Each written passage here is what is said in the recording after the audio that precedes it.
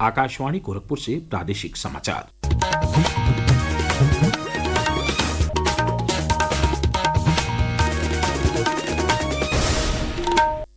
नमस्कार।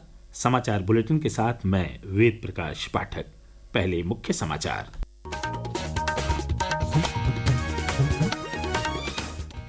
आज से शुरू होगा संसद का बजट सत्र। राष्ट्रपति द्रौपदी मुर्मू दोनों सदनों की संयुक्त बैठक को करेंगी संबोधित। महाकुंभ हादसे की न्यायिक जांच शुरू। आज प्रयागराज जाएगी 3 सदस्यीय न्यायिक टीम। बसंत पंचमी पर महाकुंभ में नहीं होगा वीआईपी मूवमेंट। मेला क्षेत्र में 4 फरवरी तक वाहनों के प्रवेश पर भी प्रतिबंध। अयोध्या के मिल्कीपुर विधानसभा उपचुनाव के लिए भाजपा नेता व उप मुख्यमंत्री ब्रजेश पाठक और सपा सांसद डिंपल यादव ने प्रत्याशियों के पक्ष में किया चुनाव प्रचार। और प्रदेश में हुई 2 अलग अलग सड़क दुर्घटनाओं में 6 लोगों की मौत, 7 घायल।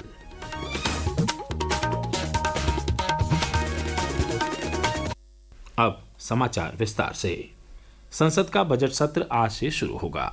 सत्र के पहले कल सर्वदलीय बैठक बुलाई गई। बैठक के दौरान सरकार ने सत्र के सुचारू संचालन के लिए सभी राजनीतिक दलों से सहयोग की अपील की। मीडिया से बातचीत में संसदीय कार्यमंत्री किरेन रिजिजू ने कहा कि राष्ट्रपति द्रौपदी मुर्मू आज संसद के दोनों सदनों की संयुक्त बैठक को संबोधित करेंगी। साल का पहला पार्लियामेंट सेशन है, तो इसका शुरुआत देश का महामहिम राष्ट्रपति जी द्वारा संबोधित करेंगे। राष्ट्रपति जी का अभिभाषण के बाद इकोनॉमिक सर्वे पेश होंगे 31 जनवरी को। फिर 1 फरवरी को 2025 का बजट पेश किया जाएगा। संसदीय कार्यमंत्री ने बताया कि सत्र के दौरान राष्ट्रपति के अभिभाषण पर चर्चा के साथ ही बजट पर भी चर्चा होगी, जो 13 फरवरी तक जारी रहेगी। उन्होंने कहा कि संसद में पहले से ही 16 विधेयक और 19 संसदीय कार्य सूचीबद्ध हैं। महाकुंभ में 29 जनवरी को तड़के हुई दुखद घटना में 30 लोगों की मौत के मामले में 3 सदस्यीय न्यायिक आयोग ने कल जांच शुरू कर दी। आयोग आज प्रयागराज के संगम घाट का दौरा करेगा। सरकार के निर्देशानुसार आयोग घटना के कारणों और परिस्थितियों की जांच करेगा तथा 1 महीने के भीतर अपनी रिपोर्ट सौंपेगा। आयोग भविष्य में ऐसी घटनाओं को रोकने के लिए उपाय भी सुझाएगा। 3 सदस्यीय न्यायिक आयोग का नेतृत्व इलाहाबाद उच्च न्यायालय के सेवानिवृत्त न्यायाधीश हर्ष कुमार कर रहे हैं। उन्होंने बताया कि जांच प्रारंभ हो गई है। पहला चरण आप लोगों के सामने प्रारंभ हो गया। कार्यस्थल निरीक्षण करेंगे, वहाँ की परिस्थितियों को, कारणों को सबको अध्ययन करेंगे और इस बात पे समीक्षा करेंगे कि ऐसी पुनरावृत्ति आगे न हो पाए। प्रदेश के मुख्य सचिव मनोज कुमार सिंह और डीजीपी प्रशांत कुमार ने कल महाकुंभ के संगम घाट का दौरा किया और घटनास्थल का निरीक्षण किया। उन्होंने सुरक्षा व्यवस्था की समीक्षा की और स्वरूप रानी नेहरू अस्पताल पहुंचकर हादसे में घायल लोगों के इलाज के बारे में जानकारी ली। मुख्य सचिव मनोज कुमार सिंह ने बताया कि घायलों के इलाज का खर्च राज्य सरकार वहन करेगी। 36 लोग घायल हैं जो यहाँ पे भर्ती हैं और अलग अलग तरह की इंजरी है। मेडिकल डिपार्टमेंट के प्रमुख सचिव साहब भी हम लोग के साथ हैं और डॉक्टर्स को यहाँ पे समझाया गया है। सबका बहुत अच्छे से इलाज हो रहा है और उनके साथ जो तीमारदार हैं उनके लिए भी यहाँ पे पूरी व्यवस्था बनाई गई है। जो भी व्यवस्था है इलाज की और बाकी चीजें वो हम लोग सरकार की तरफ से इसको उठाया जाएगा। उधर मेला प्रशासन ने बसंत पंचमी स्नान की तैयारियां शुरू कर दी हैं। इसके लिए सुरक्षा व्यवस्था को और भी बेहतर बनाया जा रहा है। प्रयागराज के डीआईजी महाकुंभ वैभव कृष्ण ने बताया कि बसंत पंचमी में भी वीआईपी मूवमेंट की अनुमति नहीं होगी।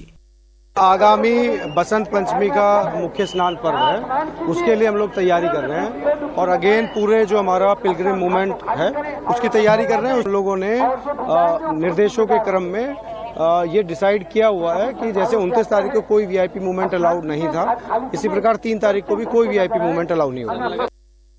इस बीच प्रयागराज के जिला मजिस्ट्रेट रविंद्र कुमार मंदर ने प्रयागराज में वाहनों के प्रवेश के प्रतिबंध संबंधी भ्रामक सूचना का खंडन किया है।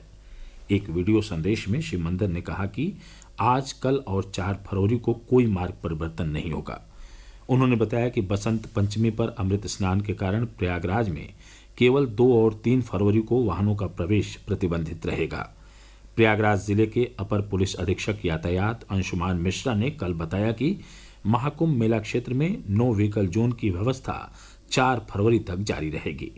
इस दौरान केवल आवश्यक सेवाओं वाले वाहनों को ही मेला क्षेत्र में प्रवेश की अनुमति होगी। प्रादेशिक समाचार आप आकाशवाणी गोरखपुर से सुन रहे हैं।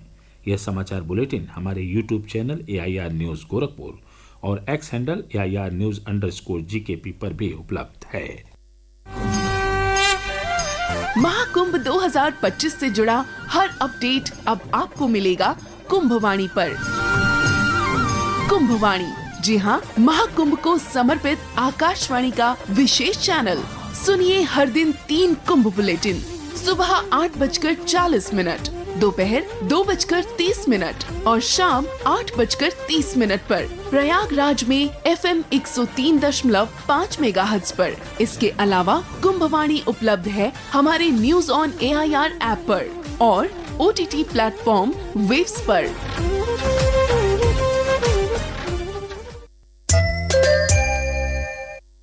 प्रयागराज महाकुंभ में बड़ी संख्या में श्रद्धालुओं के पहुंचने का क्रम जारी है। कल शाम तक करीब 1,95,00,000 श्रद्धालुओं ने पवित्र त्रिवेणी में स्नान किया। इसके साथ ही महाकुंभ में स्नान करने वालों का आंकड़ा अब 27,58,00,000 पहुंच गया है।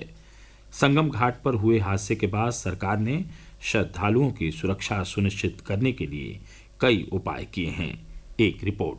मेला क्षेत्र में व्यवस्थाओं को सुचारू रूप से संचालित करने के लिए राज्य सरकार ने 2019 कुंभ के दौरान प्रयागराज के मंडलायुक्त रहे आशीष गोयल और इलाहाबाद विकास प्राधिकरण के उपाध्यक्ष भानु गोस्वामी को महाकुंभ में तैनात किया है। इसके अलावा मेले की व्यवस्थाओं में सहायता के लिए विशेष सचिव स्तर के 5 अधिकारियों को 12 फरवरी तक के लिए प्रयागराज भेजा गया है। महाकुंभ में बेहतर प्रबंधन और सुरक्षा के लिए पुलिस अधीक्षक स्तर के अधिकारियों की भी तैनाती की जा रही है। समाचार कक्ष से मैं कुमार अरुण। इस बीच बड़ी संख्या में महाकुंभ से रोजाना लौट रहे श्रद्धालु अयोध्या में रामलला के दर्शन के लिए भी पहुंच रहे हैं। बीते 4 दिनों में लगभग 65 लाख श्रद्धालु रामलला के दर्शन कर चुके हैं। बढ़ती भीड़ को देखते हुए श्री राम मंदिर में दर्शन का समय बढ़ाकर लगभग 18 घंटे कर दिया गया है। वाराणसी के काशी विश्वनाथ मंदिर में भी श्रद्धालुओं की भीड़ बढ़ गई है। राष्ट्रपिता महात्मा गांधी की पुण्यतिथि पर कल लखनऊ में आयोजित श्रद्धांजलि, पुष्पांजलि एवं भजन संध्या कार्यक्रम में मुख्यमंत्री योगी आदित्यनाथ शामिल हुए। उन्होंने मां भारती की सेवा में अपना सर्वस्व न्यौछावर करने वाले अमर बलिदानियों की पावन स्मृति में दीपदान किया। श्री योगी ने राष्ट्रपिता के साथ ही सभी ज्ञात अज्ञात शहीदों को श्रद्धांजलि अर्पित करते हुए उनके स्मृतियों को नमन किया। अयोध्या की मिल्कीपुर विधानसभा सीट के लिए चुनाव प्रचार जारी है। भाजपा नेता और उप मुख्यमंत्री ब्रजेश पाठक ने कल भाजपा प्रत्याशी के समर्थन में मिल्कीपुर में 2 जनसभाएं की। श्री पाठक ने कहा कि मिल्कीपुर विधानसभा सीट पर भारतीय जनता पार्टी प्रचंड बहुमत से जीत दर्ज करेगी।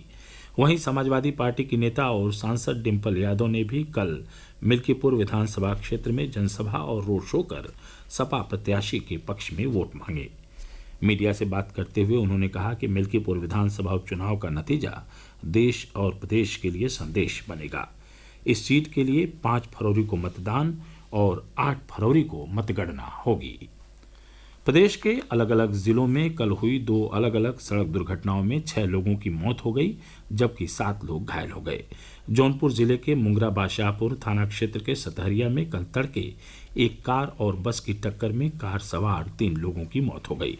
दुर्घटना में 3 अन्य लोग घायल हो गए। वहीं फर्रुखाबाद के मोहम्मदाबाद क्षेत्र में कल सुबह हुई 2 ट्रकों के आमने सामने की भिड़ंत में 3 लोगों की मौत हो गई, जबकि 4 अन्य घायल हो गए। सीतापुर से कांग्रेस सांसद राकेश राठौर को कल बलात्कार के आरोप में गिरफ्तार कर लिया गया।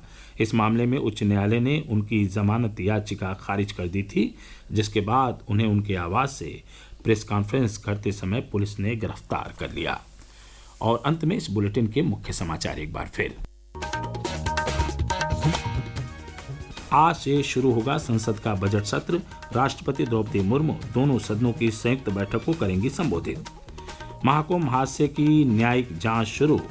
आज प्रयागराज जाएगी 3 सदस्यीय न्यायिक टीम। बसंत पंचमी पर महाकुंभ में नहीं होगा वीआईपी मूवमेंट। मेला क्षेत्र में 4 फरवरी तक वाहनों के प्रवेश पर भी प्रतिबंध। अयोध्या की मिल्कीपुर विधानसभा उपचुनाव के लिए भाजपा नेता व उप मुख्यमंत्री ब्रजेश पाठक और सपा सांसद डिम्पल यादव ने प्रत्याशियों के पक्ष में किया चुनाव प्रचार।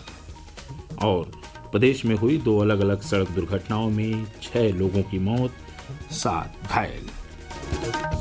इसी के साथ प्रादेशिक समाचार बुलेटिन समाप्त हुआ। नमस्कार।